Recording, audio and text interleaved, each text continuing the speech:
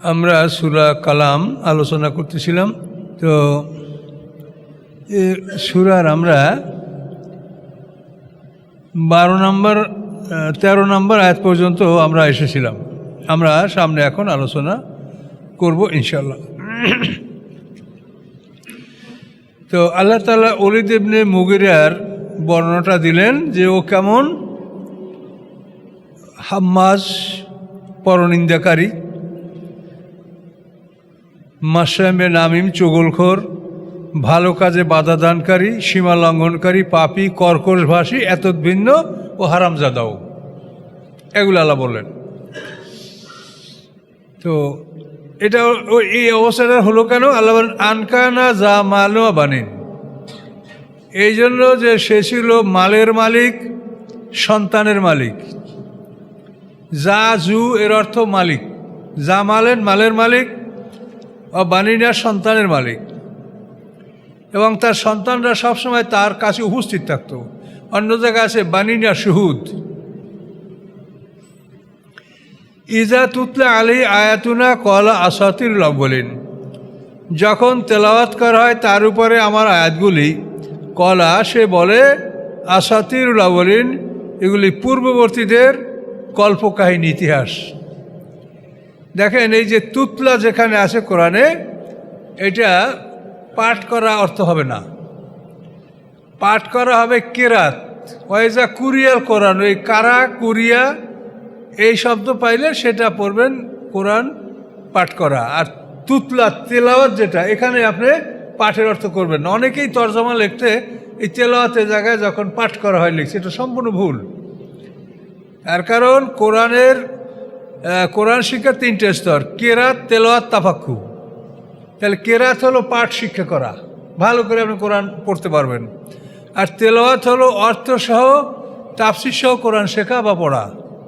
এখন ওই তেলাওয়াত পায় যদি করেন পাঠ করা, তাহলে তো মারাত্মক ভুল হয়ে যাবে। আমি ইনশাল্লাহ আপনাদের খেদমতে যে তর্জমাটা লিখতেছি, এটা আপনি দেখলে ইনশাল্লাহ খুশি হবেন যে কত শত ভুল এই তর্জমার মধ্যে। যারা বড় বড় লেখক তাদের এটা মানে আপনি স্থানে গেলেই বুঝতে পারবেন যে এটা ভুল। এটার জন্য বাইরের কোনো ডকুমেন্ট লাগবে না। এটা আমি আপনাদেরকে শেষ হোক, তারপর আমি কিছু দেখাবো।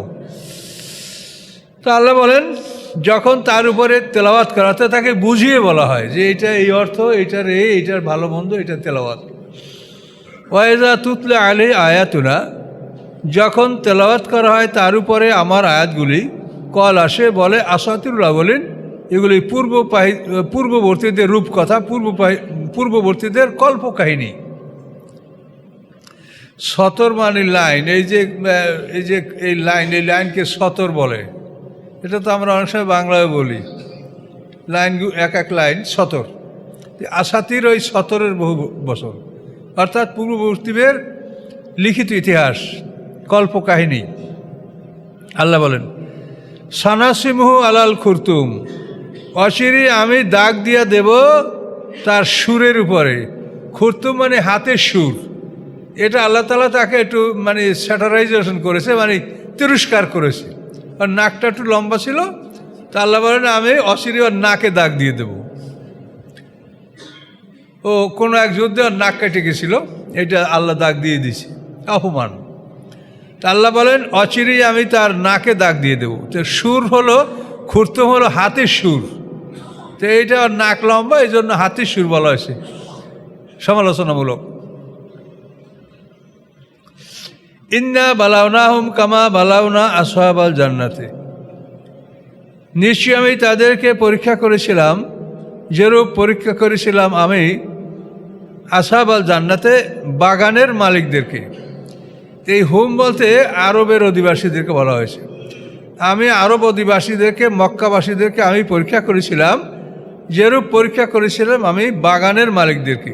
এটা ইতিহাস বা তাফসীর শানে নজুল শুনলে বুঝতে পারবেন। মক্কাবাসীদের পরীক্ষা ছিল যে আল্লাহ রসুল হিজরত করার পরই মক্কায় দুর্ভিক্ষ শুরু হয়ে গেছিল, ভীষণ দুর্ভিক্ষ। এবং সেই দুর্ভিক্ষের কারণটা হয়তো আমার তাফসিরে বলা আছে তো আবারও বলি, একবার বললে তো মনে থাকে না, বারবার শুনলে মনে থাকবে হয়তো আপনাদের। তো ইয়ামানে সুমামা ইবনে উসাল নামক নেতা ছিল ইয়ামানের নাজরানে। ইয়ামানের নাজরানে এক নেতা, নাজরানের সেই নেতার নাম হলো সুমামা ইবনে উসাল। তো এই নেতাকে মুসাইলামা কাজ্জাব, যে ভণ্ড নবীদের প্রধান, ও ওকে বলেছে যে তুমি যদি মুহাম্মদ সাল্লামকে হত্যা করতে পারো তাহলে তো আমি তো নবী দেবী, আর এটা আমারই রাজত্ব আসবে, তখন তোমাকে আমি অনেক কিছু দিতে পারবো, তুমি মুহাম্মদ সাল্লামকে হত্যা করো। তখন এই ভণ্ড নবীদের সর্দার মুসাইলামা কাজ্জাব এই সুমামা ইবনে উসালকে এই কাজে রাজি করলো। আর এই মুসাইলামা কাজ্জাবের অঞ্চলটা ছিল ইয়ামামা। এই ইয়ামামাটাও এই নাজরানের কাছাকাছি, পূর্ব দিকে পারস্য সাগরের কিনারা এই অঞ্চলটা ইয়ামামা। তো এই সুমামা ইবনে উসাল মদিনায় চলে আসে আল্লাহ রসুলকে হত্যা করার উদ্দেশ্যে। আসার পরে আল্লাহ রসুলের বডিগার্ড পাহারাদার হলো মুহাম্মদ ইবনে মুসলিম আনসারী, অত্যন্ত বিচক্ষণ মানুষ। ও তাকে ধরে ফেলেছে, ধরে আরে খুঁটির সাথে বাঁধে রাখছে। জিয়া রসুল, এই লোক আপনাকে হত্যা করার জন্য সুদূর সে নাজরান থেকে এসেছে। তখন নামাজ শেষ করে আল্লাহ রসুল তার কাছে গেলেন, যা বলেন যে সুমামা, তুমি আমার থেকে কি আচরণ কামনা করো? তখন সুমামা বলল, ইয়া রাসূলুল্লাহ, আমি আপনাকে হত্যা করার জন্য এসেছিলাম। আপনি যদি আমাকে হত্যা করেন এটা ন্যায় বিচার, এটা কোনো অপরাধ হবে না। আপনি ইচ্ছা করলে আমাকে হত্যা করতে পারেন, কিন্তু আপনি যদি আমাকে ক্ষমা করে দেন তা আপনার জন্য আমি এমন কিছু করব যাতে আপনার চোখ জুড়ে যাবে। কিন্তু আল্লাহ রসুল তার কথার কোনো কিছু জবাব না দিয়ে চলে গেলেন, ওইভাবেই বন্দি থাকলো। দ্বিতীয় দিন আল্লাহ রসুল একই কথা প্রশ্ন করলেন, ও একই কথা বলল। তৃতীয় দিন আল্লাহ রসুল প্রশ্ন করলেন, ও একই কথা বলল যে আমাকে যদি আপনি ক্ষমা করেন তা আপনার জন্য এমন কিছু করব যেটা দেখলে আপনার চোখ জুড়ে যাবে। তা আল্লাহ রসুল বলেন, যা, তোমাকে আমি ক্ষমা করে দিলাম। বলার সাথে সাথে তাকে বন্ধনমুক্ত করা হলো। সে একটা কুয়ার মধ্যে মদিনায় খেজুর বাগানে কুয়ায় গোসল করে এসে কলমা পড়ে মুসলমান হয়ে গেল। আল্লাহ রসুল বলেন যে ওকে তোমরা দিন শিক্ষা দাও। মুসলমান হওয়া তো কলমাটা পড়লেই হলো, এখন দিন শিখতে তো অনেক সময় লাগবে, দিন শিখাও। শিখানোর পরে ও নাজরানে চলে গেল। এখন ও হলো নাজরানের নেতা। ও যে অধিবাসীদেরকে বলল যে আমি মুহাম্মদ সাল্লাল্লাহু ঈমান এনেছি, তোমরা যদি আমার নেতৃত্ব মানো তা আমার হুকুম তোমাদেরকে মানতে হবে। আর আমরা এতদিন মক্কায় আমাদের এখান থেকে গম রপ্তানি, ওখানে উৎপন্ন ভালো হয়, গম হয়, মক্কায় তো কিছু হয় না। তো ওরা এই ইয়ামামা থেকে, নাজরান থেকে মক্কায় গম রপ্তানি করত। তো সুমামা বলল যে আজ থেকে মুহাম্মদ সাল্লাল্লাহু আলাইহি সাল্লামের আদেশ ছাড়া একটা গম আর মক্কায় রপ্তানি হবে না। যদি আমাকে তোমরা মানো তো আমার এই কথা মানতে হবে। ঠিক আছে, মানি, আপনার নেতা।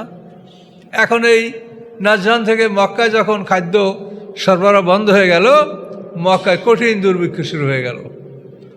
তাফসিরে বলা আছে ইয়াকুলুল আলহাজা, আলহাজ খাইতো। আলহাজ হলো পশম রক্তে ভিজেয়া সেই পশম খাইতো, খাদ্যের অভাবে মরা কুকুর পর্যন্ত খাইছে। এরকম চরম দুর্ভিক্ষের মধ্যে আবু সুফিয়ান আল্লাহ রসুলের কাছে কয়েকজন লোকজন নিয়ে এসে হাজির হলো। এসে বলে, হে মোহাম্মদ, আপনি আমাদের বংশের লোক, আত্মীয়, এবং আপনার রহমত আল্লাহ আলামিন, তো আপনি আমাদের যুবকদেরকে তো, মুরব্বীদের যুবকদেরকে তো আপনি শেষ করেছেন বদরের যুদ্ধে। এখন যে কটা আছে এরাও কি মরে যাবে বলেন? আমাদের তো চরম দুর্ভিক্ষ, নাজরানবাসী আমাদেরকে গম রপ্তানি করে না। তা আল্লাহ রসুল শেষ পর্যন্ত তাদেরকে ক্ষমা করে দিলেন। আল্লাহ রসুলের কাজই ছিল ক্ষমা করা মানুষকে, তিনি তো প্রতিশোধ গ্রহণ করেননি। এই তো ভাই বললেন যে ক্ষমা করলে কাফারা হবে। কাফারা কি? তো কাফারা হলো আপনি যদি কাউকে ক্ষমা করেন, এ উসিলে আপনার গুনাহ মাফ করবেন এবং আল্লাহ আপনাকে সম্মানিত করবেন। কাউকে ক্ষমা করলে আপনি দুটো জিনিস পাবেন। যদি পাপ থাকে তো পাপ মোচন হবে, আর যদি পাপ আপনার নাই থাকে তো আপনার দরজা, আপনার মর্তবা, সম্মান বাড়ায় দেবে, পজিশন বাড়ায় দেবে। তো আল্লাহ এখানে বললেন ইন্না বালাওনাহুম, আমি তাদেরকে পরীক্ষা করেছিলাম মক্কাবাসীদেরকে কামা বালাও না আসাবাল জান্না, যেভাবে আমি পরীক্ষা করেছিলাম বাগানবাসীদেরকে, বাগানের মালিকদেরকে।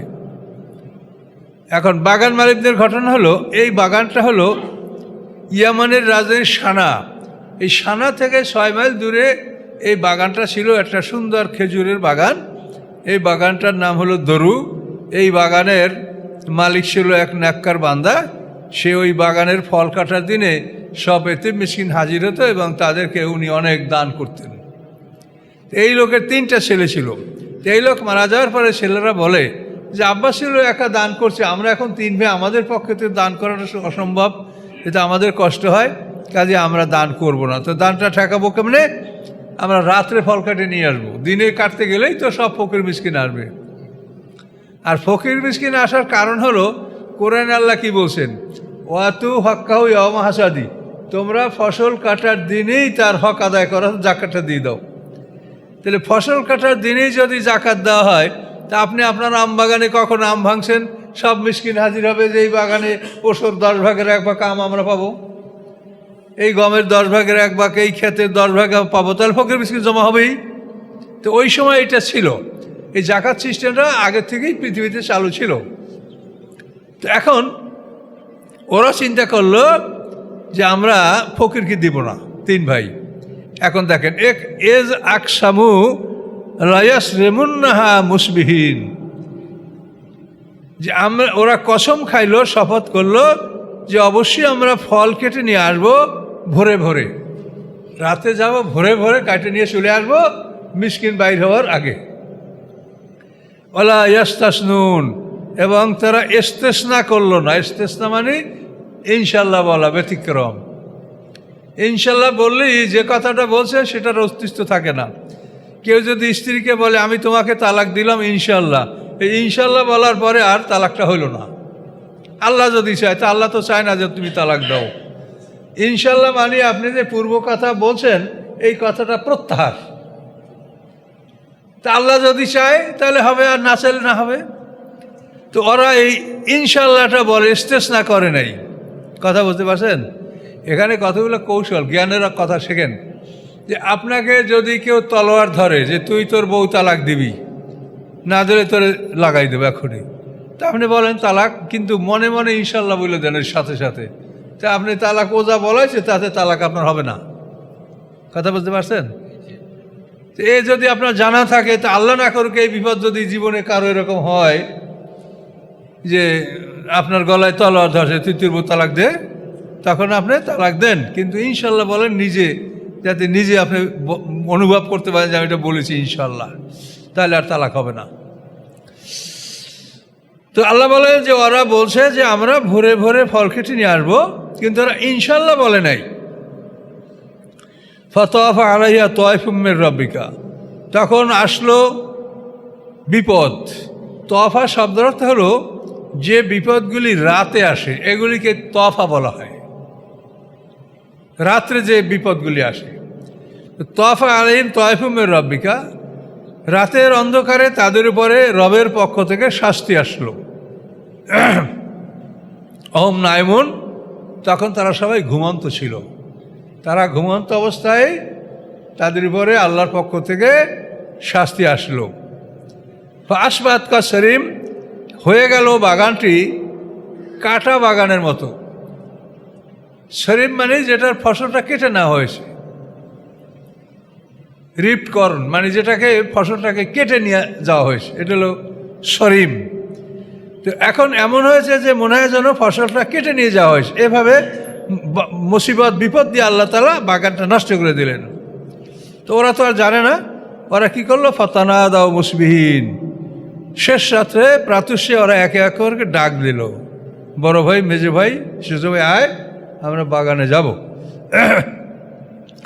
আনিকদু আলা হাসিকুম, যে প্রত্যুষে তোমরা তোমাদের খেতে চলে যাও, ইনকুনতুম সরিমিন, যদি তোমরা কাটার ইচ্ছা করো, যদি তোমরা ফসল কাটার ইচ্ছা করো, একেবারে প্রত্যুষেই বাগানে পুষে যাও।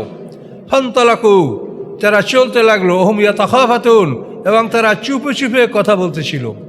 জোরে কথা বলে না, মানুষের টের পাইবে যে ওরা কারা যায়, চুপে চুপে কথা বলতেছিল। কি বলতেছিল? আল্লাহ ইয়াদখুলান্না হাল ইয়াউমা আলাইকুম মিসকিন, যে আজকের দিনে ওই বাগানে তোমাদের উপরে কোনো মিসকিন প্রবেশ করবে না। মিসকিন প্রবেশ করার আগেই আমরা ফসলটা নিয়ে আসবো। গাদাউ আলা হারদিন কাদিরিন, এবং তারা প্রাতুষ্যে রওনা করলো, চলে গেল তা আলা হারদেন, তাদের সেই কৃপণতা মনোভাব নিয়া যে তার উপরে তারা ক্ষমতাবান, এই কৃপণতা তারা করতে পারে, এই কাজ তারা করতে পারবে, তাদের কল্পনা, তাদের সংকল্প, এটার উপরে তারা ক্ষমতাবান, এই মনে করে তারা চলতে লাগলো। ফালাম্মা রাওহা, অতঃপর যখন তারা দেখলো বাগানটাকে, কলু, তারা বলল, ইন্নাল্লাহ দল্লুন, আমরা পথ ভুল করেছি, এটা আমাদের বাগান না, আমরা পথ ভুল করেছি, এটা কোথায় আসছি, এটা তো আমাদের বাগান না। কিন্তু মুহূর্তের মধ্যে এরা বুঝতে সক্ষম হয়েছে, বল নাহনু মাহরুমুন, বলে যা বাগান আমাদেরই, কিন্তু আমরা মাহরুম হয়ে গেছি, বঞ্চিত হয়ে গেছি, আল্লাহ আমাদেরকে বঞ্চিত করেছেন। কলা আওসাতহুম, তখন তাদের মধ্যম ব্যক্তি, মধ্যম মানে উত্তম, তাদের উত্তম ব্যক্তি বলল, আলামাকুল্লাকুম লাউলা তুসাব্বিহুন, আমি তোমাদেরকে বলি নাই যে আল্লাহর প্রশংসা কেন করছো না, আল্লাহর প্রশংসা করো, আল্লাহর পবিত্রতা ঘোষণা করো, আমি তোমাদেরকে আল্লাহর নাম নিতে বলেছিলাম, কিন্তু তোমরা তো নেওনি। কলু, তখন তারা তিন ভাই একত্রে বলল, সুবহান রাব্বিনা, পবিত্রতা আমাদের রবের, ইন্না কুন্না জালিমিন, আমরা জালেম ছিলাম, আমরা মিসকিনকে দেব না এই আশা করে আমরা আসছি, তাহলে আমরা জালেম ছিলাম। ফাকবালা বাজুম আলা বাজিয়াতালা অমন, তখন তারা একে অপরকে অভিসম্পাত করতে লাগলো, মালামাত, দোষারোপ করতে লাগলো, একে অপরকে মন্দ বলতে লাগলো। কলু বিয়া বইলানা ইন্না কুন্না তগিন, তখন তারা বলল, আফসোস আমাদের জন্য যে আমরা ছিলাম বিদ্রোহী, আমরা সরকার ছিলাম, বিদ্রোহী ছিলাম, যে আমরা কেন এভাবে করতে গেলাম। এখন আর আল্লাহর কাছে ক্ষমা চাচ্ছে, বলছে আশা রব্বুনা আইয়ুবদালানা খায়রাম মিনহা, সম্ভবত আমাদের রব আমাদেরকে পরিবর্তন করে দিবেন, খায়রাম মিনহা, এসেছে একটা উত্তম বাগান। ইন্না ইলা রব্বিনা রাগিবুন, নিশ্চয়ই আমরা আমাদের রবের দিকে প্রত্যাবর্তিত হলাম, আমরা রবের দিকে আমরা মনোনিবেশিত হলাম, আল্লাহ যেন আমাদেরকে এর পরিবর্তে একটা ভালো বাগান দান করেন। কাযালিকাল আযাব, আল্লাহ বলেন এভাবেই শাস্তি, এভাবেই আমি শাস্তি দিয়ে থাকি। বলে আযাবুল আখিরাতি আকবার, এবং পরকালের শাস্তি আরও বড়, লাউ কানু ইয়ালামুন, যদি তারা জানতো। তাহলে এতিম মিসকিনের হক নষ্ট করার চিন্তা করাটা মস্ত বড় পাপ। তো আমাদের সমাজে এই জাকাত ওসরের সিস্টেম যেটা আমাদের আছে, এটা কিন্তু আমরা পালন করছি না। আমাদের থেকে সরকার ইনকাম ট্যাক্স নিচ্ছে, আর আমরা অনেকে মনে করছি যে আমাদের তো এটা হয়ে গেল, কিন্তু না, ওটা তো আল্লাহ বলেনি। আপনাকে তো আল্লাহ যেটা বলছে, আল্লাহ তার হিসাব নেবে, রাষ্ট্রীয় ব্যাপার আলাদা, কিন্তু আল্লাহ আপনাকে আমাদের উপর যেটা ফরজ করেছে সেটা আল্লাহ সেটারই হিসাব নেবে আমাদের থেকে। কাজে এই জন্য আমাদের কষ্ট হলেও, আপনি জমির খাজনা দিচ্ছেন, ট্যাক্স দিচ্ছেন, তারপর আবার ওষুধ দেওয়া আপনার জন্য কষ্টকর হবে, কেন দ্বিগুণ। আল্লাহ তো আপনার থেকে দ্বিগুণ নেওয়ার কথা বলে নাই, বলছে একটাই, তুমি জাকাত দাও, আর কাফেরদেরকে বলছে যে তোমরা খেরাজ দাও, খাজনা দিবে কাফের, আর মুসলমানরা দিবে জাকাত। আর জিজিয়া হলো অমুসলিমদের উপরে কর। অমুসলিম যদি ধনী হয় তাহলে বাৎসরিক সে 4টা স্বর্ণমুদ্রা কর দিবে, মধ্যম শ্রেণী হলে 2 দিনার দেবে, আর যদি অল্প আয়ের হয় তাহলে সে 1 দিনার বাৎসরিক কর দেবে, এটা বলে জিজিয়া। তাহলে ওসর, খেরাত, জিজিয়া, এই 3টা প্রথা ইসলামী অর্থনীতির জন্য আল্লাহ তাআলা বিধান রেখেছেন। কিন্তু আমরা তো ইসলামী বিধানে নাই, এখন আমাদের থেকে খাজনা, ইনকাম ট্যাক্স, ভ্যাট এগুলো নেওয়া হয়, কিন্তু আমরা ওষুধটা সবাই দেই কিনা, না দিলেও আপনারা দিবেন। অনুরোধ যে ফসলে যদি ধান গম হয়, আর যদি এই খেতে সার ঔষধ শেষ না লাগে, তাহলে আপনি 10 ভাগের ভাগ দিবেন। 26 মণ থেকে 26 মণ থেকে উপরে যারা ফসল পাবেন তারা এই জাকাতটা দিবেন। নেশাব হলো 26 মণ। তো আর যদি ওটা আপনার শেষ সার ঔষধ এটা লাগে, তাহলে দেবেন 20 ভাগের 1 ভাগ, 20 ভাগের 1 ভাগ দিবেন, শতকরা 5 মণ। আবার যদি এটা বাড়ে, আপনার ফসল ধরেন আপনার 26 মণ থেকে তো শুরু হলো, তা আবার যদি 27 মণ 28 মণ হয় তাহলে কী করবেন? তাতেও না। আবার যদি 5 ভাগের 1 ভাগ বাড়ে তখন ওটা জাকাতের আওতায় আসবে।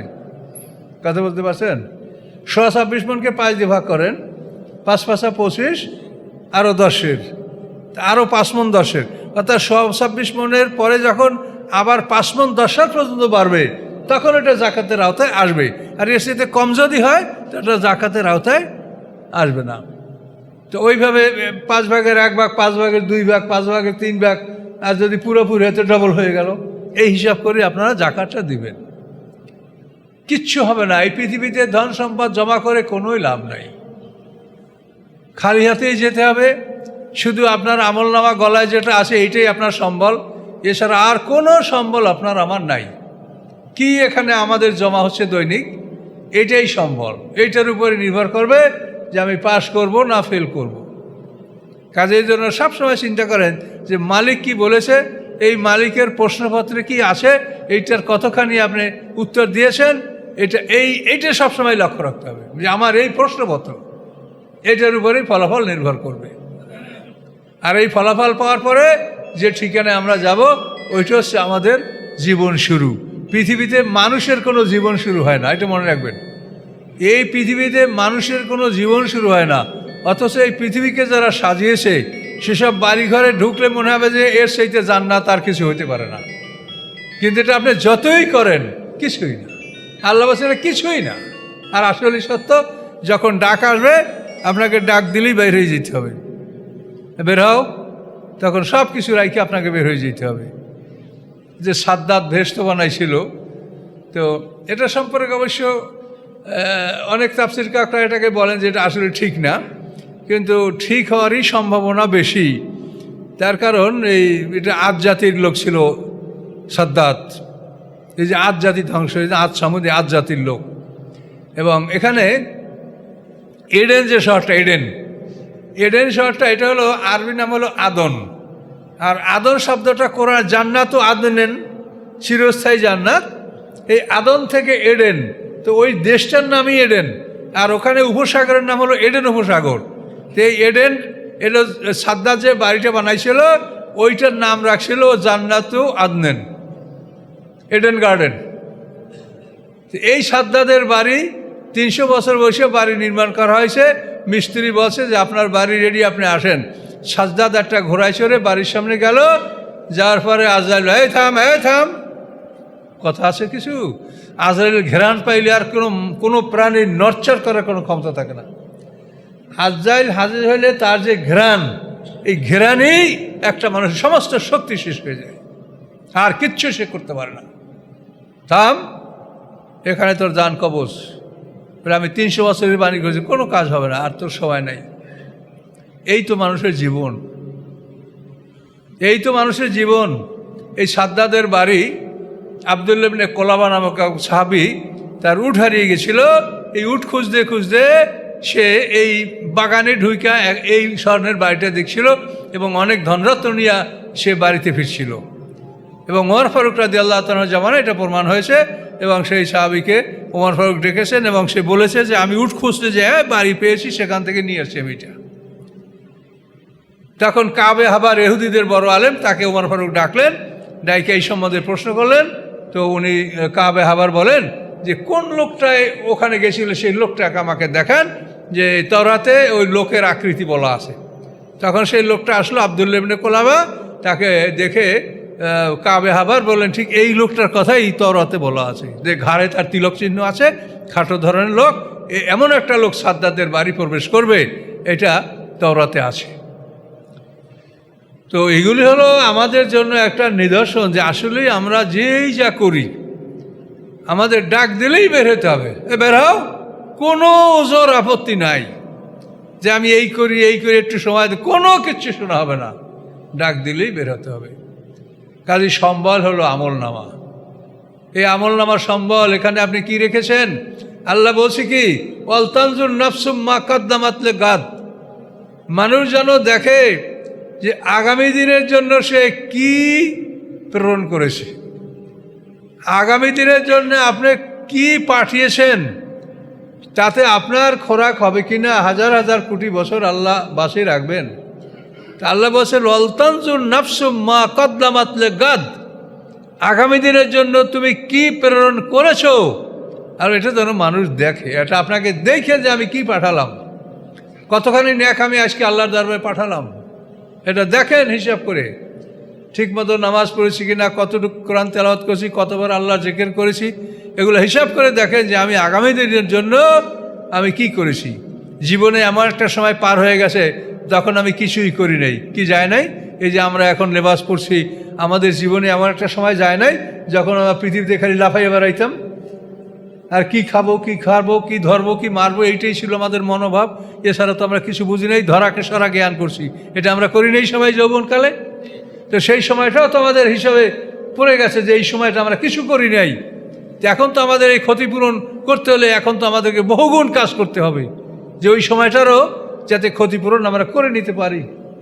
এগুলি আল্লাহ বলছেন যে অলতানজুর নাফসুম মা কদ্দামাত লিগাদ, মানুষ যেন দেখে যে আগামী দিনের জন্য সে কি করেছে। কাজে এটা আপনারা দেখবেন, তবে কেউ নিরাশ হবেন না। আল্লাহ তাআলা বড় দয়ালু, বড় ক্ষমাশীল, বড় দয়ার মালিক, তিনি ক্ষমা করবেন। কিন্তু যে বিনয়ী হবে, নম্র হবে, তাকে তিনি ক্ষমা করবেন, কোনো অহংকারীকে তিনি ক্ষমা করবেন না। অহংকার হলো তার পোশাক। এখন দেখেন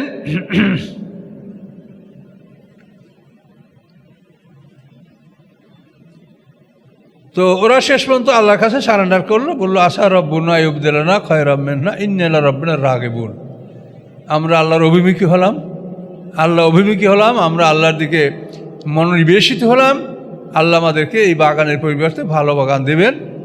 তো তাফসিরে বলা আছে যে আল্লাহ তাআলা পরে তাদেরকে ভালো ফসলের বাগান দান করেছিলেন, যেহেতু তারা তওবা করেছিল। তো এখান থেকে আমাদেরকে সতর্ক করা হয়েছে, এবং এইটা কোরআনে কিন্তু স্পষ্ট বলা আছে, আর আরাইতাল্লাযী ইউকাযযিবু বিদ্দীন, আপনি কি তাদেরকে দেখেছেন যারা এই দিনকে অবিশ্বাস করে? দিন মানে এই বিচারের দিন, দিন মানে দিন ইসলাম, দিন বলতে বহু কিছু দিন। তা আল্লাহ বলছেন এই দিনকে অস্বীকার করে যারা, তাদেরকে আপনি দেখেছেন? আল্লাহ নিজে ফাযালিকাল্লাযী ইয়াদউল ইয়াতীম, সে হল ওই ব্যক্তি যে এতিমকে ধমক দেয়। ওয়ালা ইয়াহুদ্দু আলা তাআমিল মিসকিন, এবং মিসকিনকে কিভাবে খাদ্য দান করতে হবে এই ব্যাপারে একে অপরকে উৎসাহিত করে না। তাহলে এখন কি হলো দেখেন, স্পষ্ট বলা হয়েছে যে এতিমকে ধমক দেওয়া যাবে না, মিসকিনকে কিভাবে খাদ্য দান করা হবে এর পরিকল্পনা গ্রহণ করতে হবে। এই পরিকল্পনাটা এভাবে গ্রহণ করবেন যে আপনার অঞ্চলে, আপনি যে ওয়ার্ডে বাস করেন, আপনি এখন শহরে থাকেন, আপনার গ্রামেও বাড়ি থাকতে পারে, আপনার ওয়ার্ডে কতটা লোক আছে, এর মধ্যে কতটা লোক মিসকিন অভাবগ্রস্ত আছে, এই লোকগুলোকে কিভাবে আপনারা অভাবমুক্ত করতে পারেন, এটা পরিকল্পনা নিয়ে তাদের পিছনে আপনাকে কাজ করতে হবে। ওই বছরে যা কিছু জোগাড় হয়, ওই জোগাড় করে রাখেন যে পিসেবের বাড়ি যাব কবে, সেই খরচটা হয়েছে কি না যোগ, এইটা না। আপনাকে আল্লাহ বলছে তুমি পরিকল্পনা গ্রহণ করো যে এতিম মিসকিন যারা আছে তাদের জন্য কিভাবে তুমি এমন একটা ব্যবস্থা করবে যাতে করে তারা দাঁড়াতে পারে। পরিকল্পনা মাফিক টাকা দিতে হবে। আপনি বিনা পরিকল্পনায় টাকা দিলে কাউকে টাকা দিবেন, ও নিয়ে গাঁজা খাবে, নেশা করবে, মদ করবে। আপনি কাউকে টাকা দিবেন, আমার কাছে এরকম অভিযোগ আসে যে হুজুর আমি একটা রিক্সা কিনে দিছি যে ও চালায়া খাবে, কেউ রিক্সাটা বিক্রি করে ও একটা বিয়ে করছে। এগুলো আমাদের কাছে বলে, এগুলো বাস্তব। তাহলে এখন দেখেন, আপনি তাদেরকে গড়ে তোলার জন্য পরিকল্পনা নিতে হবে যে কিভাবে করলে ও এই ধরনের দুষ্টামি করতে না পারে। কেন, ওদের তো জ্ঞান থাকলে আল্লাহ ওদের হাতেই ওদের সম্পদ দিত, তাই না? ওদের যদি জ্ঞান থাকতো তো ওদের সম্পদ আল্লাহ ওদের হাতেই দিত। ওদের জ্ঞান নাই বলে ওদের সম্পদটা আপনাদের কাছে দিয়েছে। কি বুঝেছেন বিষয়টা? আপনি যে এতিমকে মিসকিন দিচ্ছেন, তো আপনারটা দিচ্ছেন না, ওদেরটা দিবেন আপনি।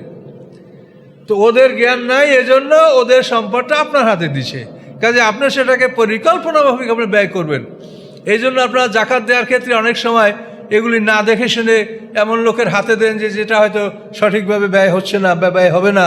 এই জন্য আপনারা নিজের একটু পরিশ্রম করে, কষ্ট করে যথাযথ স্থানে এটা আপনারা যাতে ব্যয় করতে পারেন, এবং আল্লাহ যেভাবে বলেছে সেইভাবে আসলেই অভাবগ্রস্ত মানুষের যাতে উপকার করা যায় সেভাবে এগুলো আপনাদের লক্ষ্য করে এটা দেখতে হবে। এটা কঠিন ব্যাপার, এতিম মিসকিনের ব্যাপারে যে সতর্ক না হলে এটা কঠিন কথা আল্লাহ কোরআন পাকে বলেছেন। আর এখানেও দেখলেন তাই, এটা হলো পূর্বের, আর আমরা এখন যে সূরাটা পড়লাম এটা হলো আমাদের। আল্লাহ বলেন কাযালিকাল আযাব, এভাবে আমি শাস্তি দিয়ে থাকি। ওয়ালা আযাবুল আখিরাতি আকবার, আর আখিরাতের আযাব হলো সবচেয়ে বড়। লাউ কানু ইয়ালামুন, যদি তারা জানতো। ইন্নালিল মুত্তাকিনা ইনদা রাব্বিহিম জান্নাতুন নাঈম, নিশ্চয়ই যারা মুত্তাকিন, মুত্তাকিন মানে যারা কর্তব্য পালন করে, যারা আল্লাহকে ভয় করে। তো ইন্নালিল মুত্তাকিনা ইনদা রাব্বিহিম জান্নাতুন নাঈম, নিশ্চয়ই মুত্তাকিনদের জন্য রয়েছে তাদের রবের নিকট নিয়ামতে ভরপুর জান্নাত। আল্লাহ বলেন আফা নাজালুল মুসলিমিন আকাল মুজরিমিন, আমি কি মুসলমানদেরকে অপরাধীদের মতো করব? অপরাধীদেরকে আমি যে অবস্থায় রাখবো, যে শাস্তি দেব, আমি কি মুসলমানদেরকে আমি তাই করব? আল্লাহ বলেন কখনোই করবেন না। মালাকুম, তোমাদের কি হয়েছে? কাইফা তাহকুমুন, কিভাবে তোমরা সিদ্ধান্ত নিচ্ছ, ফয়সালা করছো? আমলাকুম কিতাবুন ফি তাদরুসুন, আল্লাহ বলেন তোমাদের কাছে কোনো কিতাব আছে যেই কিতাব তোমরা পড়ছো? তোমাদেরকে আমি কিতাব দিয়েছি নাকি আমি? আমলাকুম কিতাবুন, তোমাদের কাছে কোনো কিতাব আছে? ফিহে তাদরুসুন, সেই কিতাবের মধ্যে তোমরা পড়ছো। কি পড়ছো? ইন্না লাকুম ফিহে লামা তাখাইয়ারুন, যে নিশ্চয়ই তোমাদের জন্য লেখা আছে ওই কিতাবের মধ্যে যে তোমরা যা ইচ্ছা করবা তাই তোমাদেরকে আল্লাহ দিবে। এরকম লেখা কোনো কিতাব আছে নাকি তোমাদের কাছে? আমি দিয়েছি নাকি? না। আমলা কোন আইমানুন আলাইনা বালেগাতুন ইলা ইয়াউমিল কিয়ামা, অথবা আমি কি তোমাদের সাথে প্রতিশ্রুতি দিয়েছি যে এই প্রতিশ্রুতি কিয়ামত পর্যন্ত আমি পালন করে যাব? তোমরা যা চাবা তাই দিবা, তোমরা যা বলবা তাই হবে, এরকম কোনো প্রতিশ্রুতি আমি তোমাদেরকে দিয়েছি যে এই প্রতিশ্রুতি আমি কিয়ামত পর্যন্ত পালন করব?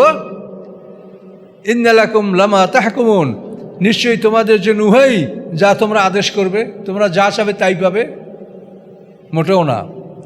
সালহুম, আল্লাহ বলেন জিজ্ঞাসা করবে তাদেরকে, আইহুম বিযালিকা যাঈম, তাদের এই কাজের দায়িত্বশীলকে, কে দায়িত্ব নিয়েছে যে তারা যা চাবে তাই দিবে, তারা যা বলবে তাই হবে? এটা দায়িত্ব কে নিয়েছে? আমলাম শুরাকাউ, অথবা তাদের আছে অংশীদার, যে অংশীদাররা তাদের কোনো উপকার করবে।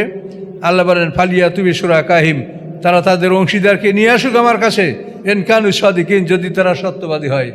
তোমরা তাদেরকে শরিক করো, তোমাদের উপকার করবে, তোমাদের এই করবে ওই করবে, সাফাত করবে, আল্লাহ বলছেন নিয়ে আসো আমার কাছে। ইয়াউমা ইউকশাফু আন সাক, যেদিন পায়ের পোশাক উন্মুক্ত করা হবে। ওয়ুদাউনা সুজুদ, এবং তাদেরকে সেজদার জন্য ডাকা হবে। ফালা ইয়াস্তাতিউন, তারা সেজদা করতে পারবে না। হাসরের ময়দানে 50,000 বছরের দিনে 50টা পরীক্ষা হবে, তার মধ্যে এটা একটা কঠিন পরীক্ষা। এই পরীক্ষাটা হবে ইয়াউমা ইউকশাফু আন সাক, যেদিন পায়ের পোশাক উন্মুক্ত। শাক হলো এই হাঁটুর থেকে নিচে পার সম্পূর্ণ অংশটাকে শাক বলা হয়, লেগ, পা। সেদিন পায়ের পোশাক উন্মুক্ত করা হবে। কিন্তু অনেক তাফসীরকাররা বলেন যে পায়ের পোশাক উন্মুক্ত করার মানে হলো কঠিন অবস্থা। মানে আপনি যদি মনে করেন একটা বস্তা তুলে দিতে হবে, তখন আপনার এই জামা কাপড়টা একটু টাইনে উপরে বাইন্ধা তারপর কিন্তু এটা ধরেন, তাই না? তো এই পায়ের পোশাক উন্মুক্ত করায় এটা বোঝা যায় যে কঠিন কোনো কাজ করতে গেলে মানুষের কাপড় তুলে শক্ত হইয়া তারপর এটা করে। এই জন্য অনেকে মনে করে যে ইয়াউমা ইউকশাফু আন সাক মানে হলো একটা কঠিন সময়। আর আমি মনে করি যে না, এটা আয়াতে যা আছে তাই, এখানে আয়াতে যা আছে তাই, এবং এটার পক্ষে বহু হাদিস আছে। সেখানে আবু সাঈদ খুদরি রাদিয়াল্লাহু তাআলা থেকে হাদিস আছে যে আল্লাহ রাসূল বলেছেন যে আল্লাহ তাআলা তার পায়ের পোশাক উন্মুক্ত করবেন, বাম পায়ের পোশাক উন্মুক্ত করবেন, করিয়া বলবেন কি ওয়ুদাউনা সুজুদ, তাদেরকে সেজদার জন্য ডাকা হবে যে তোমরা এখন আমাকে, আমার কদমে তোমরা সেজদা করো। দুনিয়াতে তোমরা আমাকে না দেখে, আমরা আল্লাহকে দেখি, না দেখে বিশ্বাস করে সেজদা করছি। সেদিন আল্লাহ বলেন আজকে তোমরা আমাকে দেখে সেজদা করো। কিন্তু আল্লাহ বলেন ফালা ইয়াস্তাতিউন, এক শ্রেণীর লোক এই সেজদাটা করতে পারবে না। যারা মুসলমান হওয়া সত্ত্বেও ইমানে পরিপক্ক ছিল না, তাদের মধ্যে নামাজ আল্লাহর উদ্দেশ্যে পড়ে নাই, অন্য কোনো কারণে, যেন আব্দুল ইবনে উবাই মুনাফিক ছিল, নামাজ পড়তো। তো এরকম যারা ত্রুটিপূর্ণ এবং ত্রুটিটা যাদের ক্ষমার যোগ্য নয় সেটা আল্লাহই ভালো জানেন। আল্লাহ বলেন ফালা ইয়াস্তাতিউন, তখন এক শ্রেণীর লোক তারা সেজদা করতে পারবে না। যেমন ইহুদি খ্রিস্টানরা আল্লাহকে মানে, কিন্তু তারা সেজদা করতে পারবে না। খাশিয়াতান আবসারুহুম, তাদের চক্ষুগুলি তখন নিম্নগামী হবে, নিচের দিকে তাকাবে। তারহাকুম জিল্লা, অপমান তাদেরকে ঢেকে ফেলবে। অকাদ কান ইউদানের সুজুদহম সালিমুন, তাদেরকে ডাকা হয়েছিল পৃথিবীতে সেজদার জন্য, তখন তারা সহি সালিম ছিল। এখন কারো পিঠে মেরুদণ্ডে হাড়ে জোড়া লাগা আছে? কিন্তু ওই সময় যারা আল্লাহকে একান্ত যারা নামাজ পড়ে নাই তারা, এবং যারা আল্লাহর উদ্দেশ্যে নামাজ পড়ে নাই, তাদের মেরুদণ্ডের হাড়ে জোড়া লেগে যাবে, তারা ধরাস ধরাস করে পড়ে যাবে, সেজদা করতে পারবে না। সেই কথা আল্লাহ বলেন ওকাদ কানু ইউদানের সুজিদহম সালিমুন, তাদেরকে তো সেজদার জন্য ডাকা হয়েছিল, তখন তারা সহি সালিম ছিল। সেজদার জন্য কি বলে ডাকা হয় বলেন তো? হাইয়া আলাস সালাহ, হাইয়া আলাস সালাহ, এই হলো আপনাকে সেজদার জন্য ডাকা হচ্ছে। তা আল্লাহ বলেন এখন তোমরা আমাকে সেজদা করতে চাচ্ছ, তোমাদেরকে তো সেজদার জন্য ডাকা হয়েছিল, তখন তোমরা তো এরকম অসুস্থ ছিল না, তোমাদের মেরুদণ্ডের হাড়টা এরকম স্টিফ ছিল না, এরকম কঠিন শক্ত ছিল না, তোমরা তো সেজদা করতে পারতে, কিন্তু তখন সেজদা করো নাই, আর এখন আমাকে দেখে সেজদা করতে চাচ্ছ, আর হবে না। এটা কিন্তু একটা কঠিন পরীক্ষা। এই জন্য নামাজ সেজদা এটা সঠিকভাবে যাতে আমরা সবাই নামাজ পড়ি, আমাদের আওলাদ যার যার পরিবার, অন্তত পরিবারের লোকজনকে আপনি নিজে চেষ্টা করেন যে যাতে তারা নামাজি হয়। আর একান্ত কেউ না হলেও তাকে আপনি পরিবার থেকে তাড়াইয়া দিয়েন না, বলতেই থাকেন, আরও যা করে করতেই থাকুক। আপনার কাজ বলতে থাকা, তারপর যা হয় তা হবে। কাউকে তাড়াবেন না, কোনো সন্তানদেরকে আপনি বিরক্ত হয়ে তাদেরকে তাড়াইয়া দেবেন না, তাড়াই দিলে আরও খারাপ হবে। কাছে থাকলে যেটুকু ভালো থাকবে, তাড়াইয়া দিলে আরও খারাপ হবে। তো আল্লাহ বলেন তাহলে আমরা এখানে এই আয়াতের যে অর্থ সরাসরি, যেটা কঠিন পরিশ্রম না বলে আমরা এই যে সরাসরি অর্থ করতে পারি যে আল্লাহ তাআলা সেদিন পায়ের পোশাক উন্মুক্ত করে আমাদেরকে সেজদার জন্য ডাকবেন। যারা আল্লাহকে সঠিক দুনিয়ায় সেজদা করছে তারা সেদিন আল্লাহকে সেজদা করতে পারবে, আর যারা সঠিকভাবে আল্লাহকে মানিছে সেজদা করে নেই তারা সেজদা করতে পারবে না, তারা ধরাস ধরাস করে পড়ে যাবে, সেজদা হবে না। তাই আল্লাহ তাদেরকে বলছেন অকদ কানু ইউদাউনা ইলা সুজুদিহিম সালিমুন, তাদেরকে তো দুনিয়ায় সেজদার জন্য ডাকা হয়েছিল, তখন তো তারা রোগমুক্ত ছিল, সহি সালিম ছিল, ত্রুটিমুক্ত ছিল, তখন তারা সেজদা কেন করে নাই? আল্লাহ বলেন ফাযারনি ওয়া ইউকাযযিবু বিহাযাল হাদিস, ছেড়ে দেন আমাকে, আর এই হাদিস এই কথাগুলিকে যারা অবিশ্বাস করে তাদেরকে আমাকে ছেড়ে দেন। আল্লাহ বলছেন আমি দেখব, সানাস্তাদরিজুহুম মিন হাইসু লা ইয়ালামুন, আমি তাদেরকে ঢিল দিয়া ধরবো, এমনভাবে ধরবো যে তারা জানতে পারবে না যে আমি কখন তাদেরকে ধরবো। উমলি লাহুম, আমি তাদেরকে ঢিল দিচ্ছি, ইন্না কাইদি মাতিন, আমার কৌশল অতি মজবুত, অতি দৃঢ়, আমি অতি দৃঢ় কৌশলের সাথে তাদেরকে ধরবো, কেউ এড়াতে পারবে না, কেউ ফাঁকা হয়ে যেতে পারবে না। আল্লাহ বলেন আমতাসালুম আজরান ফাহুম মিন মাগরামে মুসকালুন, আপনি কি তাদের কাছে কোনো বিনিময় চাচ্ছেন? এই বিনিময়টা তাদের কাছে একটা ভারী জরিমানা মনে হচ্ছে, যে ঈমান আনলে তোমাদেরকে এত দিতে হবে, এরকম কোনো আপনি চাচ্ছেন কিছু না তো। আমতাসালুম আজরান, আপনি কি তাদের কাছে কোনো বিনিময় চাচ্ছেন? ফাহুম মিন মাগরামে মুসকালুন, এই মাগরাম মানে জরিমানা, এই জরিমানাটা গরিমা বলে আরব দেশে, গরিমা, এই জরিমানাটা তাদের কাছে একটা ভারী বোঝা মনে হচ্ছে, এরকম চাচ্ছেন না। এই দেখেন এই সুমাম ইবনে উসাইল ঈমান আনলো, এভাবে তো সবাই, যে কোনো লোক এখনও যদি সমাজ ঈমান আনে সবাই তাকে সহযোগিতাই করে, তার থেকে কেউ কিছু গ্রহণ করে না। তবে শিক্ষার ব্যাপারটা হলো আলাদা, যে একটা মানুষকে প্রশিক্ষণ দেওয়ার জন্য এটা দীর্ঘকাল, 18 বছর, 16 বছর, 19 বছর, এই দীর্ঘকাল একটা মানুষকে প্রশিক্ষণ দেওয়া লাগে। এখানে কিন্তু আপনার অর্থ ব্যয় করতে হবে। এখানে যদি বলেন যে এটা করা যাবে না, তা আপনাকে কে করবে? যে করবে বলে যে অর্থ নেওয়া যাবে না, তাকে বলেন যে তাহলে আপনি এটা করেন, আপনি একটা প্রতিষ্ঠান করে দেখান যে এটা আপনি MA পর্যন্ত বা কামেল পর্যন্ত একটা প্রতিষ্ঠান করছেন, তার বেতন ছাড়া এটা চলছে, দেখান তো। কাজে এই জন্য এক শ্রেণীর লোক কিন্তু ভুল বোঝে, তারা বোঝে যে ইমামতির বেতন, তারপরে শিক্ষা প্রতিষ্ঠানের বেতন, এগুলো অপরাধ না, এটা ঠিক না। এই না, আল্লাহ যেটা বলছে বোঝার চেষ্টা করেন। একটা মানুষ ইমান আনলে ইমানের বিনিময়ে তার কাছ থেকে কিছু গ্রহণ করা হয় না। তবে শিক্ষা বা প্রশিক্ষণ এটা দীর্ঘমেয়াদী কাজ। এটা এমনি কেউ করতে পারবে না, এটার পিছনে অর্থ ব্যয় করতে হবে। এবং আল্লাহ তো অর্থ ব্যয় করতে বলেছেন কোরআনে, যে সম্পদ তুমি ব্যয় করো। এগুলি তো সম্পদ ব্যয় করার জায়গা। আমেন্দামুল গায়েব ও ভামুয়াক্তবুন, অথবা তাদের কাছে গায়েব আছে, সেই গায়েবের বিষয়গুলি তারা লিখছে, আছে কিছু না। ফাসবির লিহুকমি রাব্বিকা, আপনি ধৈর্য ধারণ করুন রবের আদেশের।